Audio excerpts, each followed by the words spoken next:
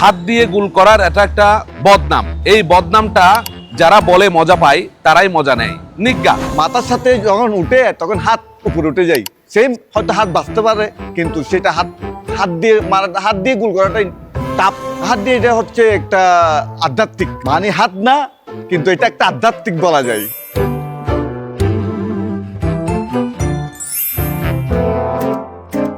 এখন মানুষকে এতই অন্ধ যে হাত দিয়ে গোল করে এই জিনিসটা আসলে ফিফা কোনোভাবেই দেখে না। এখন কিন্তু প্রযুক্তি নির্ভর দেশ, পৃথিবীটাই পুরো প্রযুক্তির মধ্যে আছে। এখন অফসাইড হলে কিভাবে অফসাইড ধরে আপনারা দেখেছেন, এবং বলের মাঝে সিগন্যাল আছে কিভাবে অফসাইড হয়।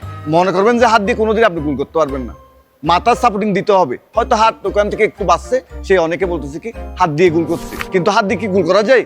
সম্ভব না। হাত দিয়ে গোল করা আর হচ্ছে চুরি করে কোনো কিছু করা, এ ধরনের ট্রেডিশন যেগুলো বদনামের কথাবার্তা, যারা দেখতে নারী তার চলন বাঁকা, এরকম একটা কথা আছে। এভাবে নানা ধরনের বদনাম করে।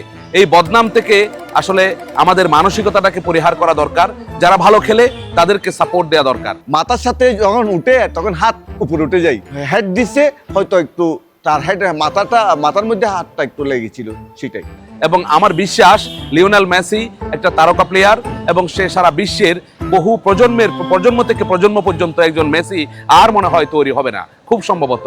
সেজন্য বলবো মেসির যে নৈপুণ্যময় খেলা, সেই খেলাটি উপভোগ করার জন্য অন্তত আর্জেন্টিনাকে স্পেনের সাথে ফাইনাল খেলতে হবে, এবং সেই ফাইনালটাই হবে একটা চির প্রতিদ্বন্দ্বিতাপূর্ণ ফাইনাল, এবং সেখানে আর্জেন্টিনা হট ফেভারিট দল হিসেবে তারা আবারও টানা দ্বিতীয়বারের মতো চ্যাম্পিয়ন হবে বলে আমার বিশ্বাস।